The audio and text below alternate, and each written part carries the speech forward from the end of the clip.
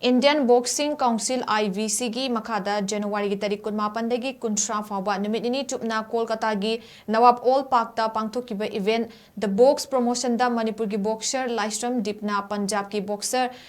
RAJANDEEP MATHIBA PIDUNA Indian Boxing Council IBC title belt PHANGBA NGAMKHRE PANBA YABADI Manipur gi boxer Dip LAISHRAM asi loitang khunau dagi LAISHRAM Binod amadi LAISHRAM Dina Debi ani gi machanupani mahak asi Aztec Fight Studio gi Makhada sanariba misak amasu oidibani haidi loinana Kolkata da chathariba event asida Manipur gi Mahut ama oina thokiba boxer Jandeep Thingbai jamnasu Punjab ki boxer Surkhap Kambos pu second round da knockout piduna Manipur gi oina mingchat purakpa ngamlakhre hariba boxer Jandeep Thingbai jam asi lampel dagini mahak asi Thingbai jam Bizen amadi Thingbai jam ongbi haithem dipagi machanupani loinana Aztec Fight Studio gi Makhada sanariba misak amani hairi amaromda IBC gi Makhada Kolkata gi NAWAB All Park da chatharakiba the box promotion event da Aztec Fight Studio gi sanaroi anina Manipur gi mingchat purakpa ngamlakpa sigidamak Aztec Fight Studio gi maikei degi su thagatpa phongdorakle